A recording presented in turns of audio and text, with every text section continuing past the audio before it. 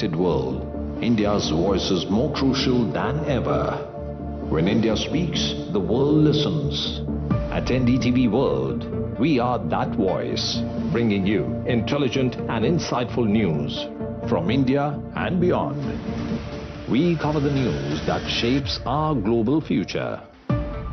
NDTV World. Don't miss US election. Watch where every vote counts. Wilmington in Delaware in the United States. Behind me is the Presidential Secretariat in Colombo. Aerial bombardments have been going on in Beirut City. This is the Maidan Square, very much in the heart of Kiev. This is Gauri Divit. I am Alice D'Souza. Vishnu Shom. Radhika Iyer for NDTV World. NDTV World. For NDTV World.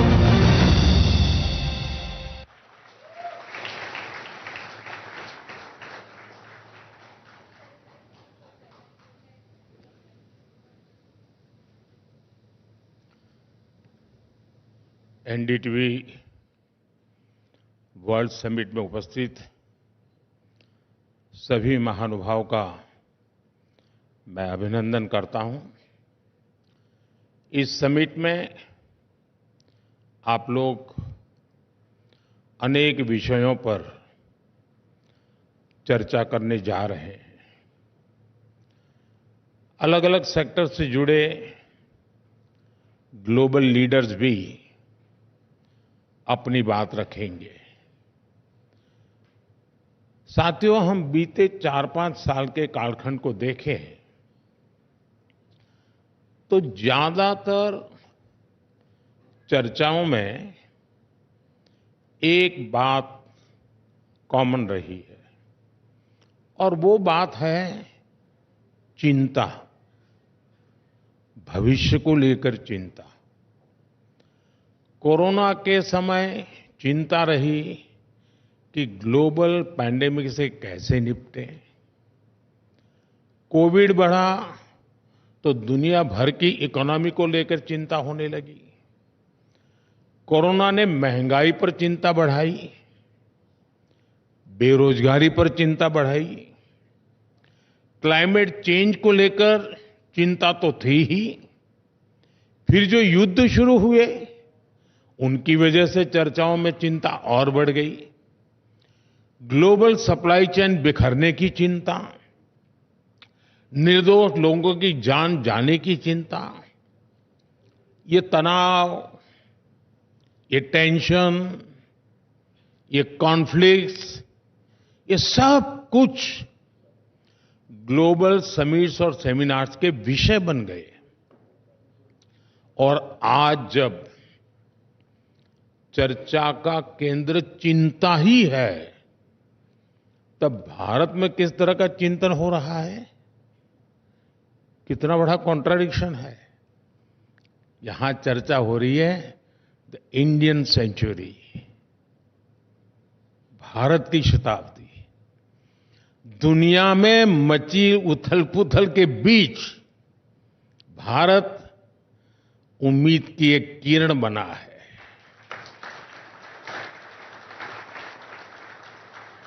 जब दुनिया चिंता में डूबी है, तब भारत आशा का संचार कर रहा है। और ऐसा नहीं कि ग्लोबल सिचुएशन से हमें फर्क नहीं पड़ता, हमें फर्क पड़ता है। चुनौतियां भारत के सामने भी है, लेकिन एक सेंस ऑफ पॉजिटिविटी यहां है जिसको हम सभी फील कर रहे हैं। और इसलिए द इंडियन सेंचुरी की बात हो रही है। साथियों, आज भारत हर सेक्टर में, हर क्षेत्र में जिस तेजी से काम कर रहा है वो अभूतपूर्व है। भारत की स्पीड, भारत की स्केल अनप्रेसिडेंटेड है।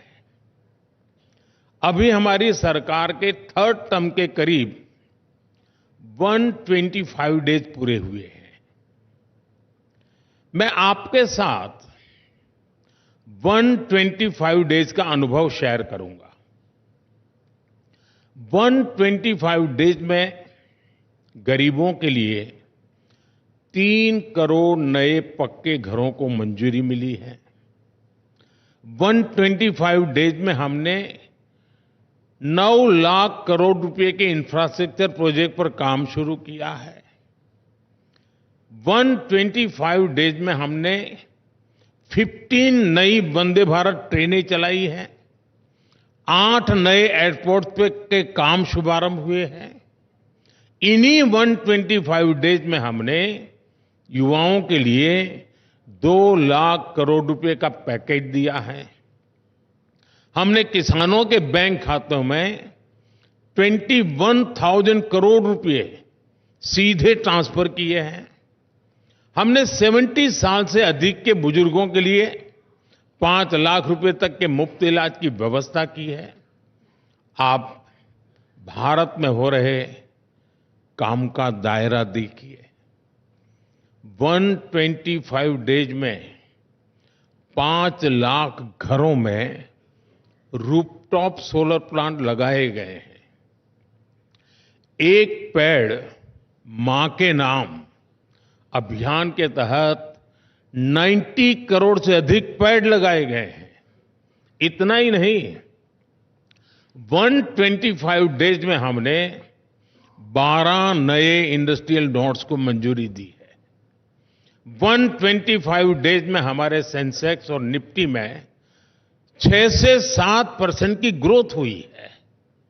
हमारा फॉरेक्स $650 बिलियन से बढ़कर $700 बिलियन के पार कर चुका है। भारत की उपलब्धियों की लिस्ट बहुत लंबी है और मैं सिर्फ 125 डेज की ही बात कर रहा हूं। आपको ये बात भी नोट करनी होगी कि इन 125 डेज में दुनिया भारत में किन विषयों पर चर्चा करने आई। 125 डेज में भारत में कौन से ग्लोबल इवेंट्स हुए। भारत में टेलीकॉम और डिजिटल फ्यूचर पर चर्चा करने के लिए इंटरनेशनल असेंबली हुई। भारत में ग्लोबल फिनटेक फेस्टिवल हुआ। भारत में ग्लोबल सेमीकंडक्टर इकोसिस्टम पर चर्चा हुई। रिन्यूएबल एनर्जी और सिविल एविएशन के फ्यूचर की इंटरनेशनल कॉन्फ्रेंस भारत में हुई। फ्रेंड्स, ये सिर्फ इवेंट्स की लिस्ट नहीं है, ये भारत के साथ जुड़ी होप की भी लिस्ट है। इससे भारत की दिशा और दुनिया की आशा, ये दोनों समझ आती है। ये वो विषय हैं जो आने वाले समय में दुनिया का भविष्य तय करेंगे और इन विषयों की चर्चा के लिए आज दुनिया भारत आ रही है। साथियों, आज भारत में इतना कुछ हो रहा है। हमारे तीसरे टर्म में जो गति भारत ने पकड़ी है, उसे देखकर बहुत सी रेटिंग एजेंसीज ने भारत का ग्रोथ फोरकास्ट और बढ़ा दिया है। यहां जो भारत को सबसे ज्यादा प्यार करते हैं, ऐसे श्रीमान मार्क मोबियस जैसे पार्टी एक्सपर्ट यहां मौजूद है। वो जिस प्रकार भारत में होने वाले इन्वेस्टमेंट को लेकर उत्साहित है, उसका बहुत महत्व है। जब वो ग्लोबल फंड्स को कहते हैं कि अपना कम से कम 50% फंड भारत के शेयर मार्केट में इन्वेस्ट करे, तो इसका एक बड़ा मतलब है, बहुत बड़ा मैसेज है। साथियों, भारत आज एक विकासशील देश भी है और उभरती हुई शक्ति भी है। हम गरीबी की चुनौतियां भी समझते हैं और प्रगति का रास्ता बनाना भी जानते हैं। हमारी सरकार तेजी से नीतियां बना रही हैं, निर्णय ले रही है, नए रिफॉर्म्स कर रही है। हालांकि पब्लिक लाइफ में कई बार मुझे भांति भांति के लोग मिल जाते हैं। कुछ लोग कहते हैं, मोदी जी 3 बार लगातार सरकार तो बना ली, इतने सारे काम तो कर ही लिए, तो इतनी दौड़-धूप क्यों करते रहते हो? क्या जरूरत है? दुनिया की 5वीं बड़ी इकोनॉमी बन गए, इतने माइलस्टोन है, इतने पेंडिंग डिसीजन आपने ले लिए, इतने सारे रिफॉर्म्स कर लिए, अब क्या जरूरत है इतनी मेहनत की? ऐसा कहने वाले मुझे ढेर सारे लोग मिलते हैं, लेकिन जो सपने हमने देखे हैं, जो संकल्प लेकर के हम चले हैं, उसमें न चैन है न आराम है।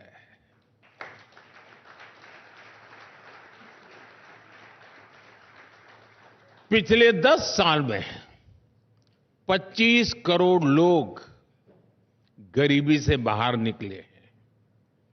क्या इतना ही काफी है? नहीं है क्या?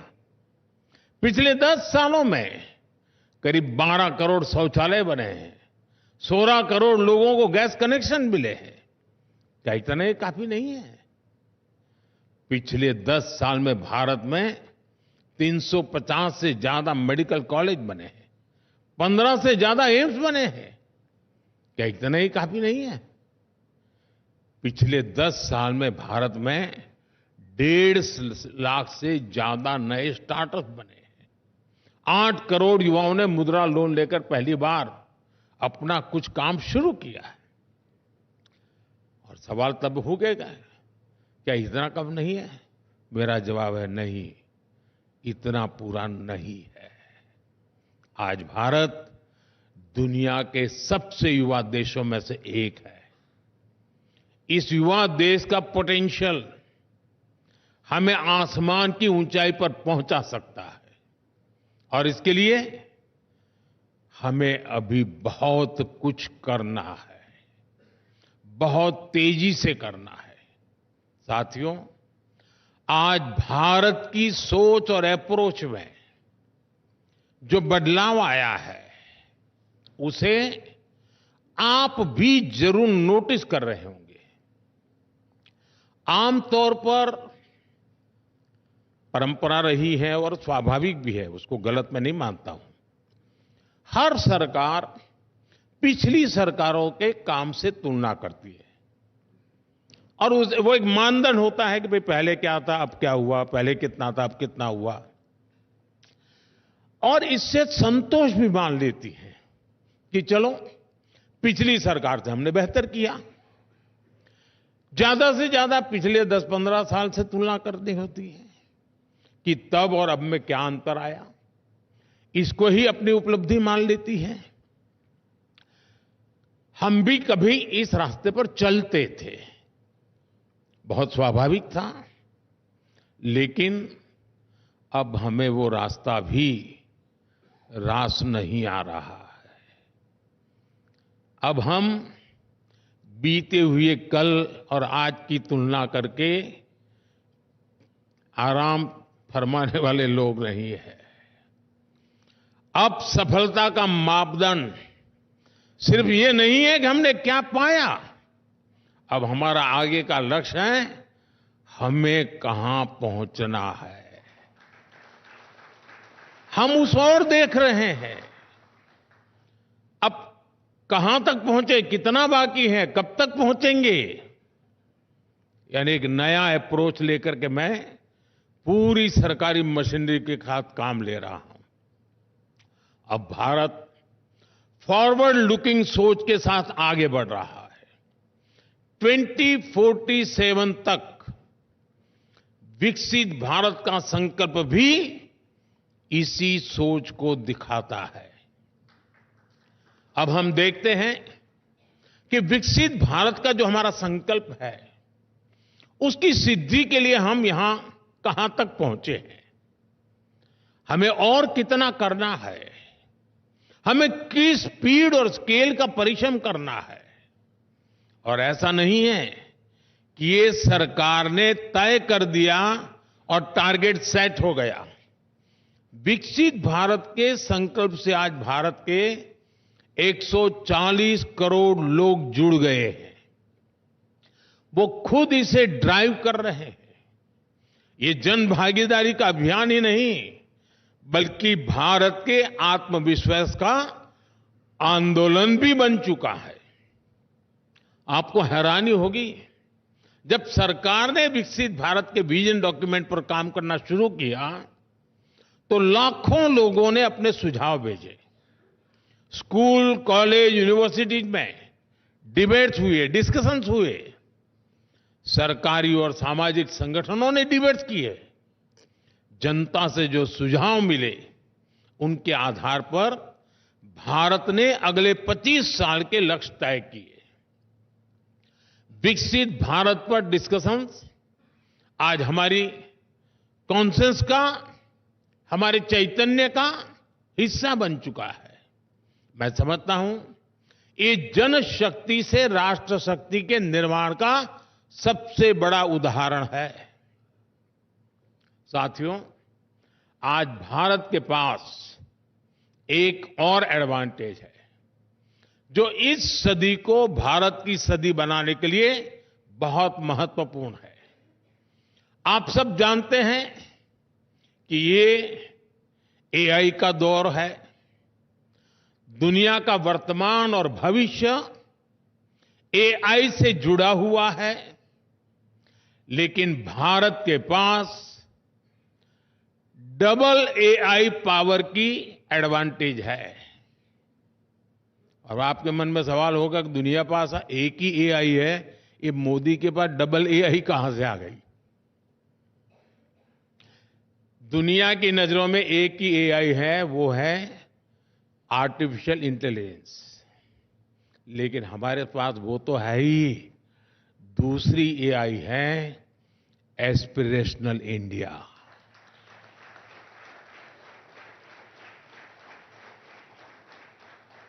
जब एस्पिरेशनल इंडिया और आर्टिफिशियल इंटेलिजेंस की ताकत मिलती है, तब विकास की गति भी तेज होनी स्वाभाविक है। साथियों, हमारे लिए एआई सिर्फ एक टेक्नोलॉजी नहीं है, बल्कि भारत के युवाओं के लिए अवसरों का एक नया द्वार है। इसी साल भारत ने इंडिया एआई मिशन शुरू किया है। हेल्थ केयर हो, एजुकेशन हो, स्टार्टअप्स हो, भारत हर सेक्टर में एआई का उपयोग बढ़ा रहा है। हम दुनिया को भी बेहतर एआई सॉल्यूशंस देने में जुटे हैं। क्वाड के स्तर पर भी भारत ने कई सारे इनिशिएटिव लिए हैं। भारत दूसरे एआई यानी एस्पिरेशनल इंडिया को लेकर भी उतना ही गंभीर है।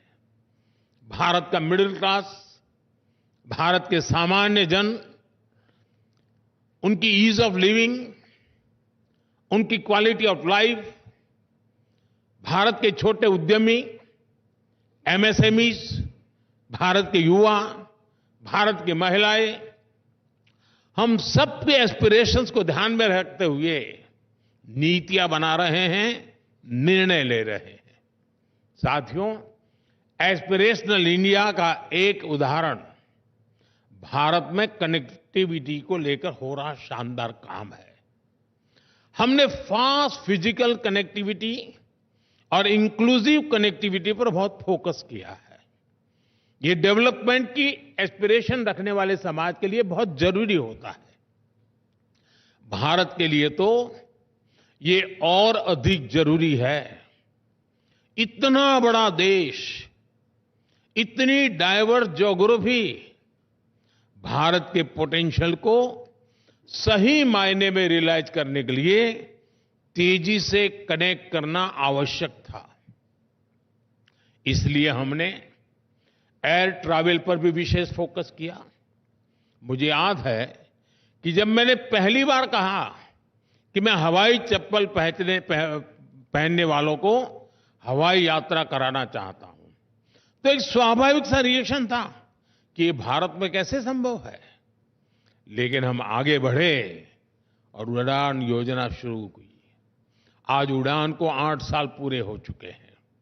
उड़ान के तहत हमने 2 पिलर्स पर काम किया। एक टियर 2, टियर 3 शहरों में एयरपोर्ट्स का नया नेटवर्क बनाया और दूसरा एयर ट्रैवल को अफोर्डेबल बनाया, सबकी पहुंच में लाई। उड़ान योजना के तहत करीब 3 लाख फ्लाइट्स उड़ान भर चुकी हैं। इनमें 1.5 करोड़ आम नागरिक सफर कर चुके हैं। आज 600 से अधिक रूट्स उड़ान के तहत और इनमें से ज्यादातर छोटे शहरों को कनेक्ट करते हैं। 2014 में देश में 70 के आसपास एयरपोर्ट थे। आज देश में एयरपोर्ट की संख्या 150 को पार कर गई है। उड़ान योजना ने दिखाया है कि कैसे समाज की एस्पिरेशन विकास को गति देती है।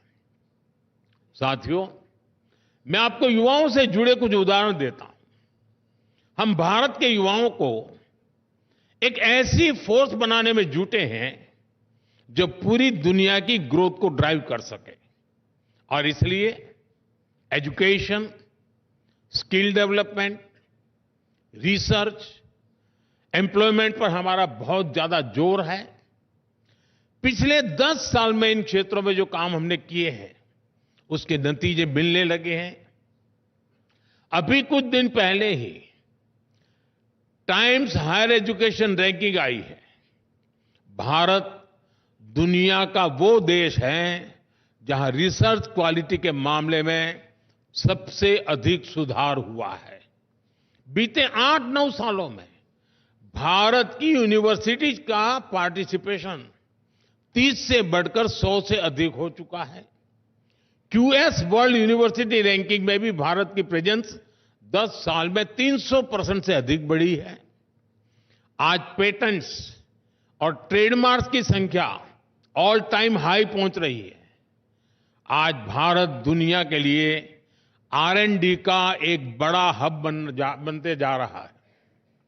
दुनिया की करीब 2,500 कंपनियों के रिसर्च सेंटर भारत में है। भारत में स्टार्टअप इकोसिस्टम भी उसका भी अभूतपूर्व विस्तार हो रहा है। साथियों, भारत में हो रहे हैं ये चौतरफा परिवर्तन दुनिया के लिए भी विश्वास का आधार बन रहे हैं। आज बहुत सारे विषयों में भारत ग्लोबल फ्यूचर को दिशा देने में लीड ले रहा है। दुनिया को लगता है कि भारत संकट के समय का साथी है। आप कोविड का वो दौर याद कीजिए। जरूरी दवाओं की, जरूरी वैक्सीन की हमारी जो कैपेसिटी थी, उससे हम भी करोड़ों डॉलर कमा सकते थे। उससे भारत का फायदा होता, लेकिन मानवता हार जाती।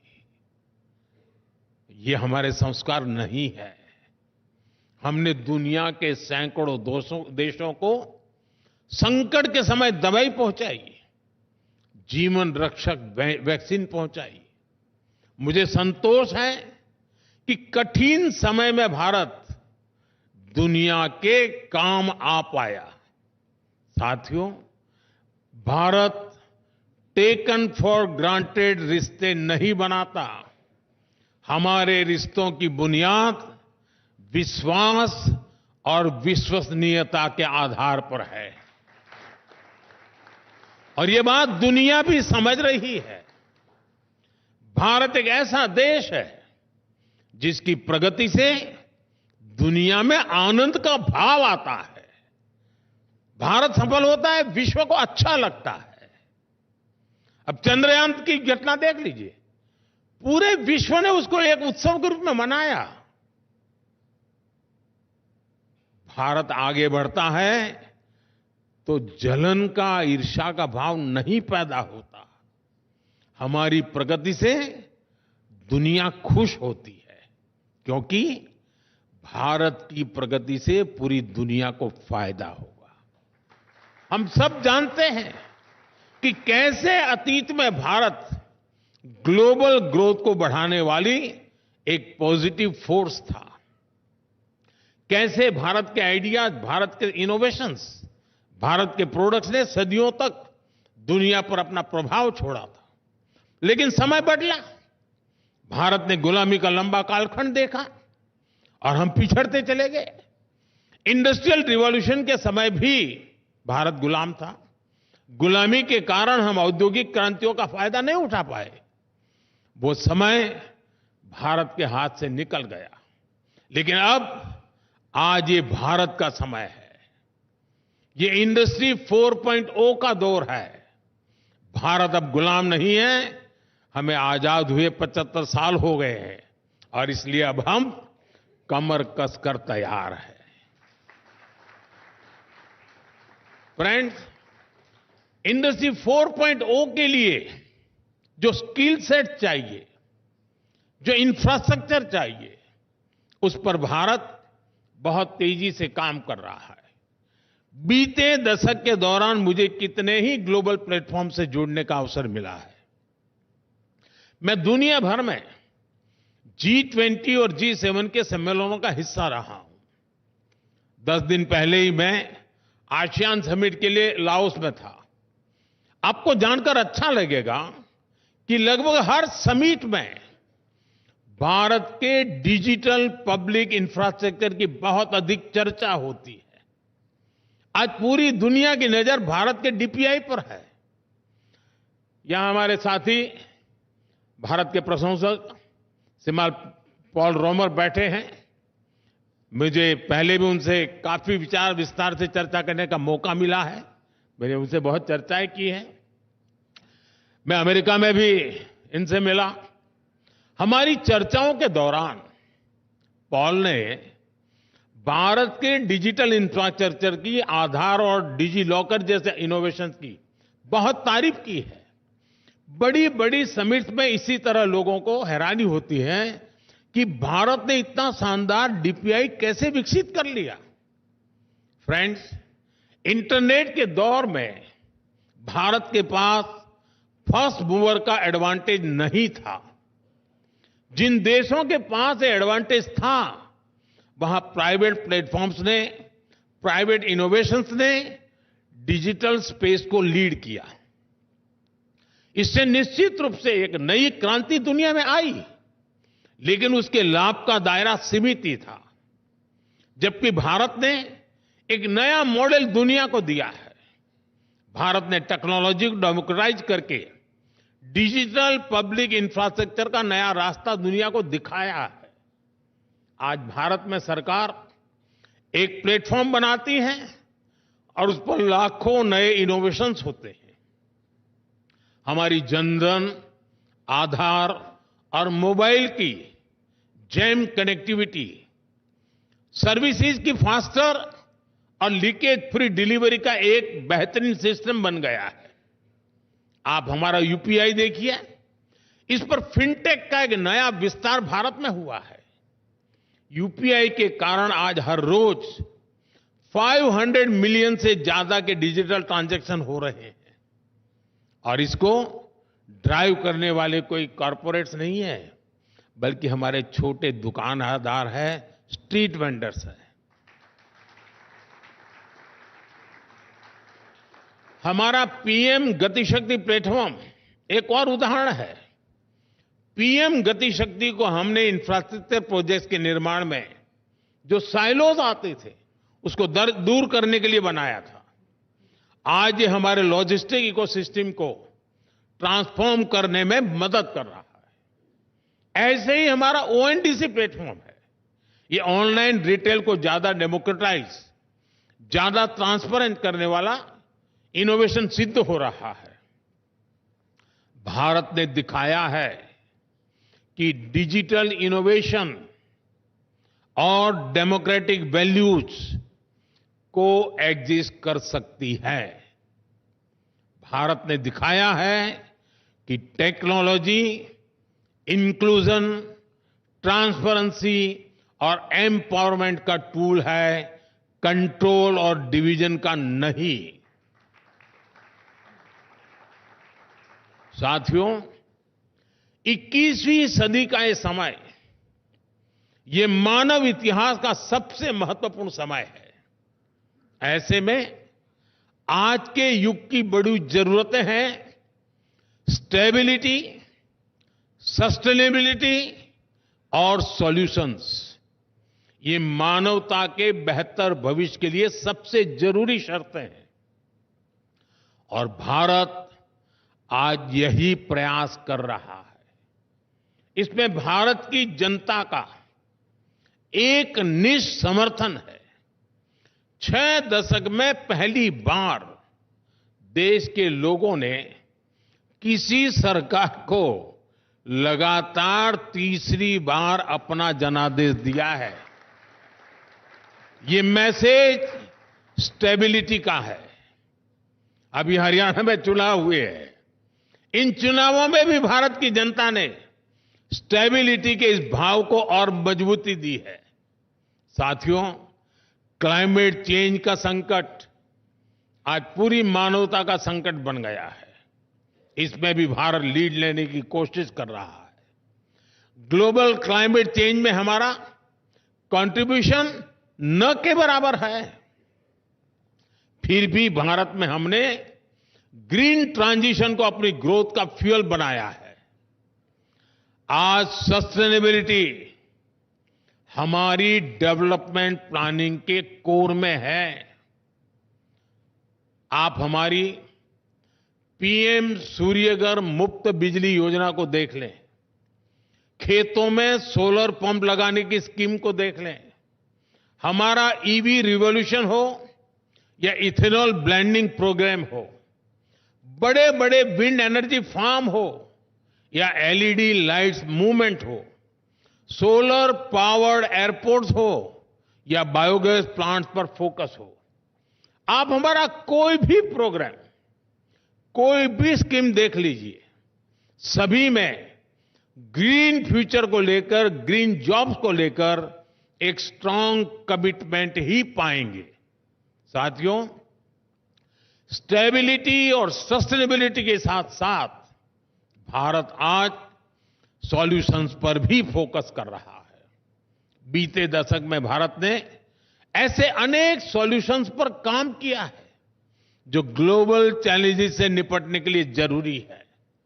इंटरनेशनल सोलर अलायंस हो, कोalition फॉर डिजास्टर रेजिलिएंट इंफ्रास्ट्रक्चर हो, India middle east economic corridor हो, ग्लोबल बायोफ्यूल अलायंस हो, योग हो, आयुर्वेद हो, मिशन लाइफ हो, मिशन मिलेट्स हो, भारत की तरफ से लिए गए सभी इनिशिएटिव्स दुनिया की चुनौतियों के समाधान देने वाले हैं।